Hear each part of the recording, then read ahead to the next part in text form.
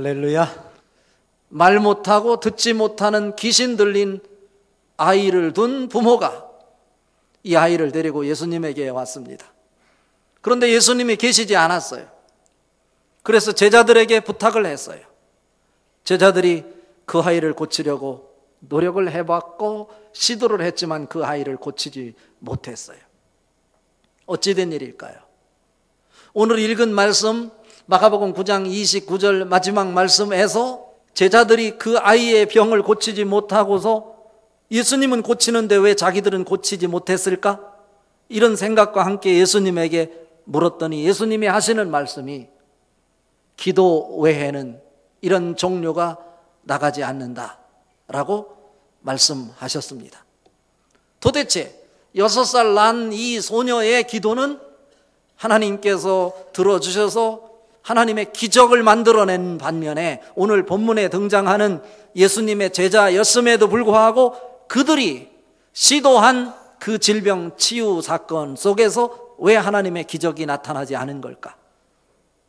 예수님은 이 말씀을 통해서 기도 외에는 이런 종류가 나갈 수 없다고 말씀하고 있고 또 병행구절인 마태복음 17장 20절에서는 믿음이 작은 까닭이라 말씀하고 있어요. 여기서 기도는 하는데 그것이 기도가 될 수 없었던 것은 믿음이 병행되지 않았다라고 하는 말씀 아니겠어요? 믿음이란 무엇인가요? 예수님만이 전폭적인 능력을 가지신 분이다라고 그분을 전폭적으로 신뢰하는 마음, 이것이 믿음 아닐까요? 오늘 대림절 둘째 주일입니다. 예수님이 왜 이 땅에 오시지 않으면 안 되는지, 왜 예수님이 오셔야 되는지 오늘 말씀을 통해서 여러분이 다시 한번 여러분 삶의 현장에서 내 삶 속에 예수님이 나와 함께 계신지 살펴보고, 그렇지 못하다면 내가 살아가는 삶의 현장에서 어떻게 하면 나 인생 속에, 내 삶 속에서 예수님이 내 인생의 전폭적인 신뢰로 자리 잡을 수 있게 할 것인지를 씨름할 수 있는 한 주간 될 수 있기를 바랍니다. 오늘 말씀은 변화산 사건 이후에 바로 이어지는 말씀입니다. 예수님께서 후기 갈릴리 사역을 진행하시는 중에 갈릴리를 중심으로 해서 복음을 전하고 하나님 나라를 전파하는 이 사역 중에 예수님께서 십자가를 눈앞에 두고 자기의 제자 12명 가운데 대표적인 3명 베드로, 야고보, 요한을 데리고 산 꼭대기로 올라갔습니다. 그런데 산에 가서 예수님이 만난 자가 누구냐면 구약 성경을 대표하는 모세와 엘리야였습니다. 모세와 엘리야가 예수님과 대화하는 그 장면 속에 예수님께서 하나님으로 그 실체가 완전히 변형되는 사건이 일어났던 것입니다. 그 광경을 바라보고 있던 베드로, 야고보, 요한이 그 상상을 초월하는 하나님 나라를 경험하면서 이곳에 초막셋을 져야 될 것 같습니다 라고 예수님에게 제안을 하는 장면입니다.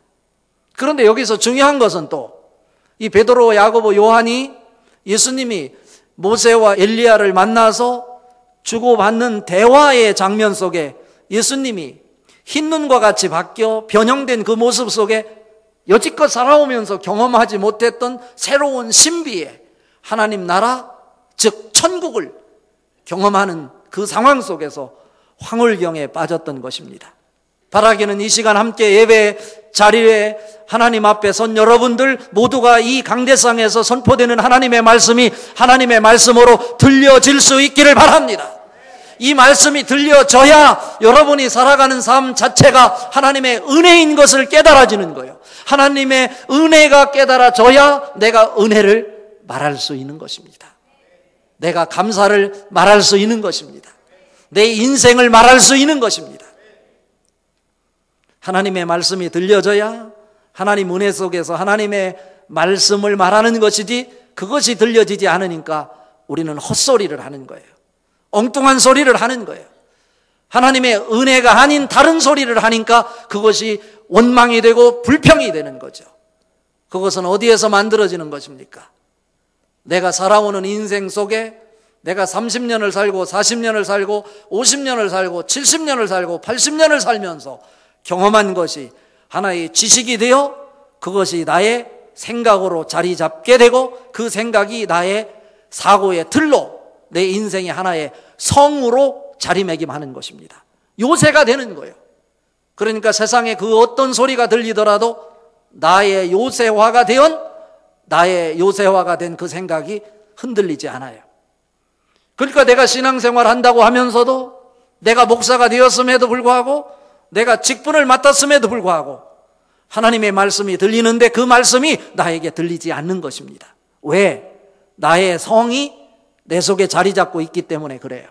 그럼 그 사람에게는 인생의 변화가 없어요. 그러나 성경은 우리에게 무엇을 말하냐면 하나님의 말씀이 너 생각과 너 경험과 다를지라 할지라도 하나님의 말씀이니 하나님의 말씀을 하나님의 말씀으로 받아야 된다라고 말씀하고 가르치는 것입니다. 그것을 하나님의 말씀으로 받을 준비를 하고 이 자리에 여러분이 가지고 있는 모든 경험을 내려놓으십시오. 여러분 경험과 반하는 것들이 있다고 하면 과감하게 여러분 경험을 주장하지 마시고 하나님 말씀 앞에 여러분 경험을 십자가에 못 박아 때려 부시기를 바랍니다. 그래야 내 삶이 바뀌는 거예요. 오늘 이 제자들이 9명이 남아 있었어요. 3명의 제자와 함께 예수님이 변화산에 올라가셨으니까 예수님이 그곳엔 계시지 않은 거예요. 문제를 안고 찾아온 사람에게 있어서 그 문제의 해결이 예수님이 없는 제자들에게서 만들어지지 않는 것이죠. 우리가 살아가는 삶의 현장에서 나도 모르게 예기치 않은 상황이 속속이 나타나는 거죠. 중요한 것은 우리 앞에 어떤 일이 일어날지 모르지만 그 상황 속에서 우리가 다시 한번 이 대림절 둘째 주일에 점검해야 될 부분은 내가 있는 그곳, 내가 무엇을 하든 그곳에 내 인생을 책임질 예수님이 계시느냐 그렇지 않느냐를 살펴봐야 된다라고 하는 거예요. 아무리 내가 성공한 것 같아도 예수님이 계시지 않으면 예수님을 모셔드리는 일을 가장 우선적으로 해야 예수님이 오심에도 불구하고 불편함이 없는 것이죠. 내가 아무리 실패해서 가능성이 없다 할지라도 예수님이 다시 내 곳에 오시면 내 삶의 현장으로 찾아오시면 나에게 놀라운 일이 일어날 것이다. 이런 소망을 갖게 되는 것입니다. 이러든지 저러든지 이 대림절에 예수님이 여러분 인생의 중심의 한복판에 우뚝 설 수 있도록 만들어내십시오. 이 말씀 붙잡고 한 주간 동안 씨름하는 여러분 모습이 천국을 경험하는 하나님의 능력이 될 수 있기를 주님의 이름으로 축복합니다. 그렇다면 오늘 말씀을 통해 우리에게 주시려고 하는 메시지가 무엇일까?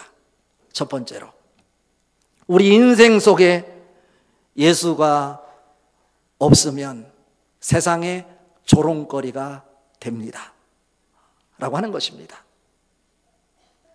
내가 아무리 성공한 것 같고 내가 아무리 잘난 것 같고 내가 멋진 인생을 살고 있다고 내가 스스로 자처한다 할지라도 그곳에 예수님이 계시지 않으면 세상의 조롱거리가 될 수밖에 없는 것입니다.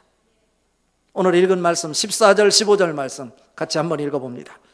이에 그들이 제자들에게 와서 보니 큰 무리가 그들을 둘러싸고 서기관들이 그들과 더불어 변론하고 있더라. 온 무리가 곧 예수를 보고 매우 놀라며 달려와 문안하거늘. 이 상황을 한번 그려보십시오. 듣지 못하고 말 못하는 귀신 들린 아이를 그의 아버지가 데리고 예수님에게 왔습니다.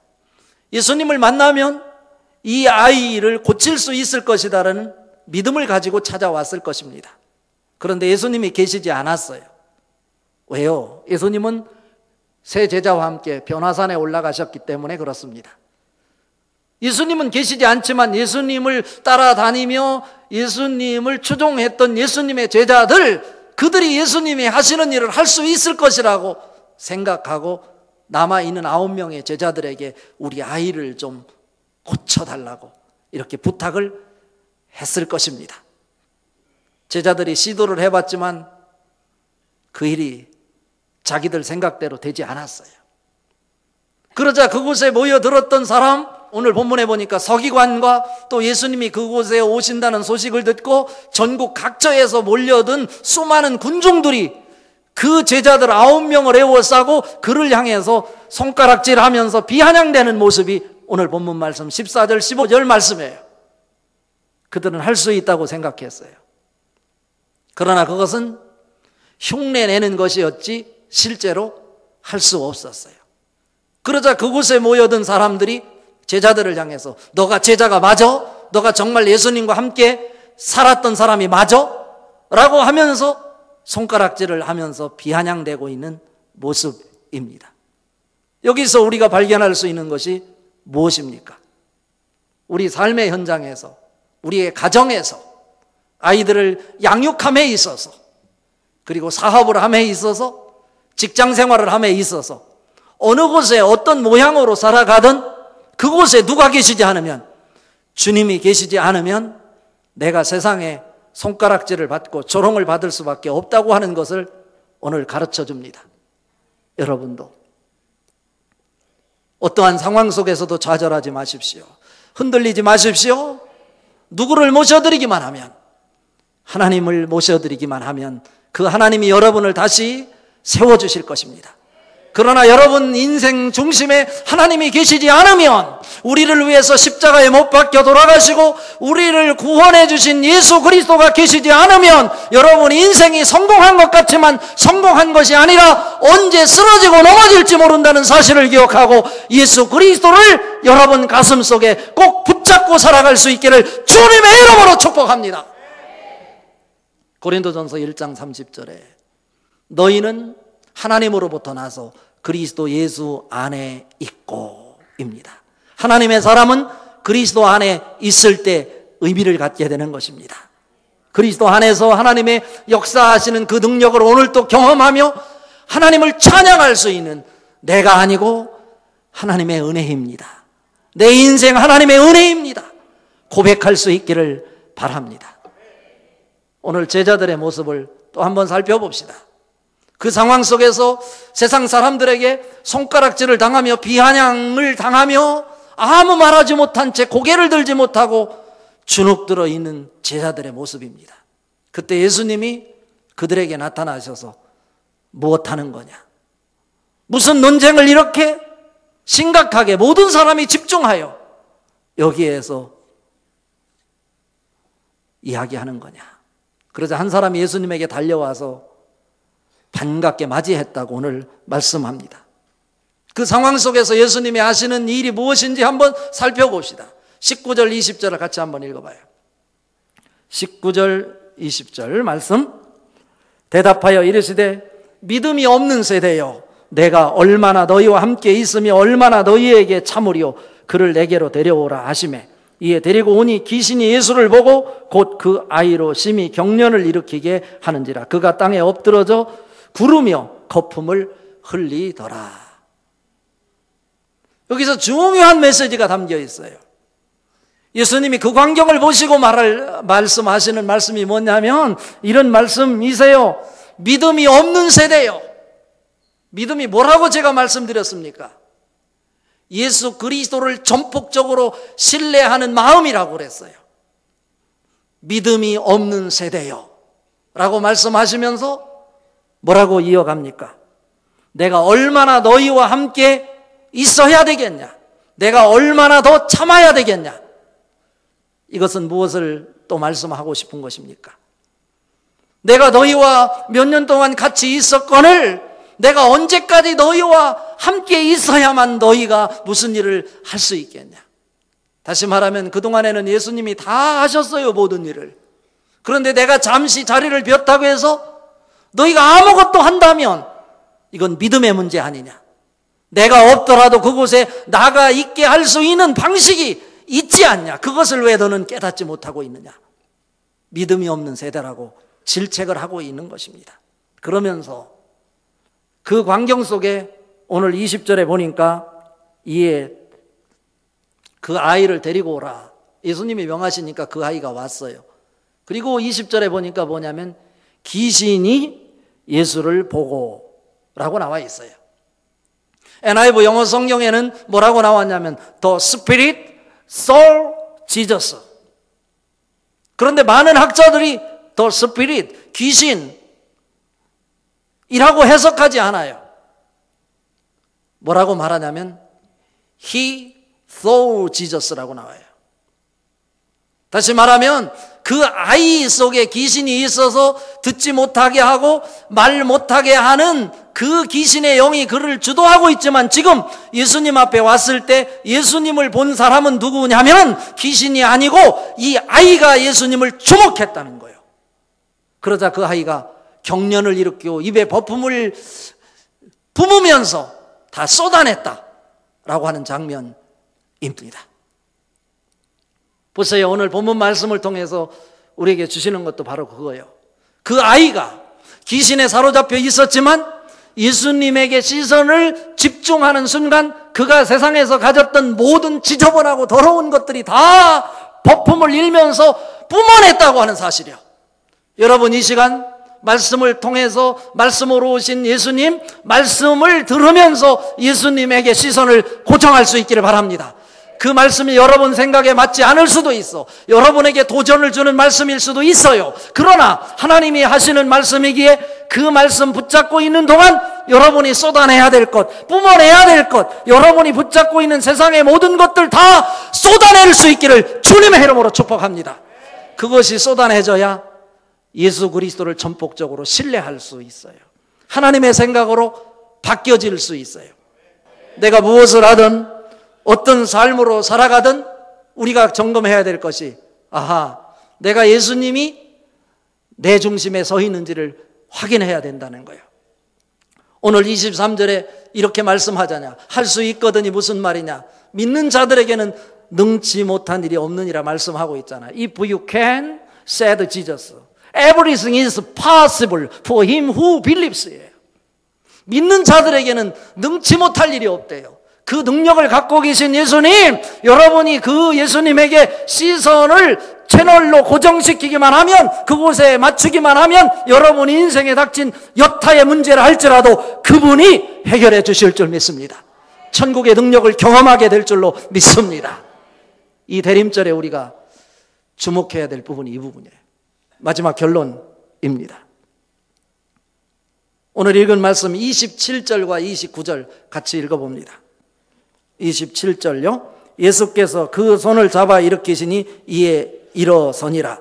이르시되 기도 외에는 다른 것으로 이러한 종료가 나갈 수 없느니라 하시니라.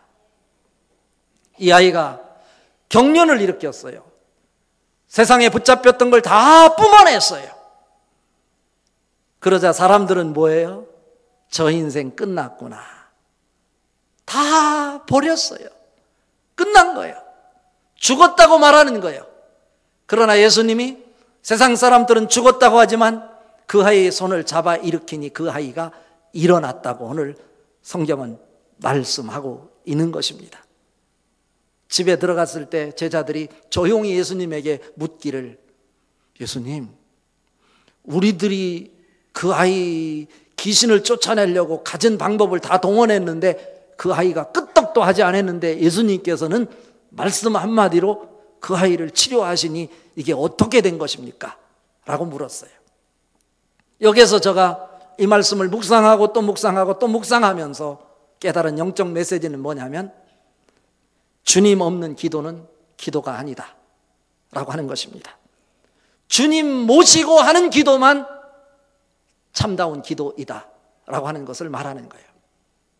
오늘 말씀 이해를 위해서 마가복음 6장에 가면 예수님께서 제자들을 둘씩 짝지어 선교 현장으로 보내는 장면이 소개가 되고 있어요. 그 사건은 또 벳세다 광야에서 오병이어의 기적을 베푸신 바로 직후에 그 사건을 소개하고 있어요. 생각해봐요. 예수님하고 같이 다닐 때는 아무 문제가 없어서 예수님이 다 알아서 하시는 거예요. 그것을 보고 경험했던 제자들이에요. 그런데 둘씩 보내니까 뭔가 이상한 느낌이 들었어요. 그런데 길을 가다가 귀신 들린 사람을 만나게 되는 거예요. 그럴 때 어떤 생각을 했을까? 두 사람이에요, 두 사람. 긴장이 되는 거예요. 예수님이 아니면 안 되겠다는 그 긴박함, 간절함, 이런 마음이 그들 가슴 속에 막 솟구쳐 오르는 거죠. 이것을 가리켜서 제가 서두에 말씀드린 믿음에 대한 정의예요. 예수 그리스도만을 전폭적으로 신뢰하는 마음이 그들에게 막 저절로 솟아나는 거예요. 두려운 거예요. 두려운 거예요. 예수님이 아니면 안 되겠다. 그런데 그들이 기도했더니 귀신이 물러갔어요. 누가복음 10장 17절 이하에도 동일한 방식이 나와요. 70인 전도대를 파송할 때 예수님께서 둘씩 짝지어 보냈는데 이 제자들이 가서 복음을 전하는데 귀신들조차도 예수님 이름 앞에 손을 들고 항복하더이다. 예수님에게 보고하는 거예요. 예수님이 그 보고하는 장면을 보고 하시는 말씀이 내가 하늘에서 이 마귀들이 별똥처럼 떨어지는 것을 내가 직접 보았다 라고 하면서 그들을 칭찬하는 거예요. 무엇이 그들을 그렇게 만들었을까? 그런데 왜 둘씩 갔을 때는 그런 기적이 만들어지고 귀신들도 벌벌 떨었는데 오늘 본문에서 제자들이 9명씩이나 있었는데 그런 능력이 나타나지 않은 것일까? 라고 하는 것이죠. 이들이 기도하지 않았다고요? 기도했어요. 그런데 능력이 나타나지 않았어요. 무엇일까? 9명 있으니까 자신이 있었던 거예요. 예수님을 쫓아다닌 경험도 있고 자기들이 경험으로 예수의 이름으로 귀신은 그 아이에게서 나오라 몇 차례 외쳤어요. 끄떡하지 않아요. 네가 제자냐? 여기서 우리에게 주는 메시지는 뭡니까? 그들이 기도했지만 예수님의 기도가 아니라고 합니다. 내가 찬양을 했지만 찬양이 아니라고 말씀합니다. 내가 봉사를 했지만 그것 봉사가 아니라고 말합니다. 왜 그런가요? 예수가 없이 하는 기도는 기도가 아니고 예수가 없이 찬양하는 찬양은 찬양이 아니고 내가 아무리 봉사했다 할지라도 예수님 없이 하는 봉사는 봉사가 아니다 라고 하는 말씀이에요. 여러분 참다운 기도 사람이 될 수 있기를 바랍니다. 기도했는데도 기도가 아니라는 말을 듣는 것이 아니라 내가 간절함 속에 그분만 전폭적으로 신뢰하는 믿음으로 기도함으로 기도다운 기도의 용사, 찬양하는 자, 봉사하는 자로 하늘의 당당한 인정을 받는 하나님의 사람들 될 수 있기를 바랍니다. 아무리 실패했다 할지라도 우리가 가지고 있는 몇십 년 동안 쌓아온 그 경험의 테두리에서 벗어나지 못하고 그곳에 사로잡혀 사는 우리들을 향해서 오늘 주시는 주님 말씀이에요. 내가 들어가면 너희가 바뀌어져야 된다고요. 내가 곧 길이요 진리요 생명이니라고 요한복음 14장 6절에 말씀하고 있잖아요. 예수님이 들어오셨으니 내가 생명인 거요. 예수님이 들어오셨으니 내가 길이 되는 거요. 예수님이 들어오셨으니 내가 진리가 되는 거예요. 그래서 요한 1서 5장 12절에 말씀하십니다. 아들이 있는 자에게는 생명이 있고 하나님의 아들이 없는 자에게는 생명이 없느니라. 예수 그리스도가 없이 그 어떤 일을 해도 그것은 여러분이 한 것으로 인정을 받지 못합니다. 예수님을 여러분 삶 속에서 직접 모십으로 내가 물속에 빠져 들어가고 있을 때 나를 직접 가로채서 건져내는 그 하나님의 손길을 경험할 수 있기를 바랍니다. 그것이 경험되어져야 돼. 오늘 이 아이는요, 자기가 다 죽었다고 하지만 예수님께서 손을 내밀어 자기 손을 잡아 일으켜서 자기가 살아났다고 하는 것을 경험한 자예요. 그러니까 아무리 힘들어도 아무리 실패해도 가능성이 없다 할지라도 그분 손 잡기만 하면 내가 새로운 길을 새롭게 출발할 수 있겠구나, 이런 생각을 하는 거예요. 오늘 여러분 다시 예수여야 합니다. 여러분 문제 속에서 그 문제를 해결하려고 발버둥 치지 마십시오. 여러분 어떤 문제가 있다 할지라도 다시 예수여야 합니다. 그분이 여러분 삶의 현장으로 오시기만 하면 여러분이 새롭게 시작할 수 있습니다. 그 축복이 여러분 것 될 수 있기를 주님의 이름으로 축복합니다.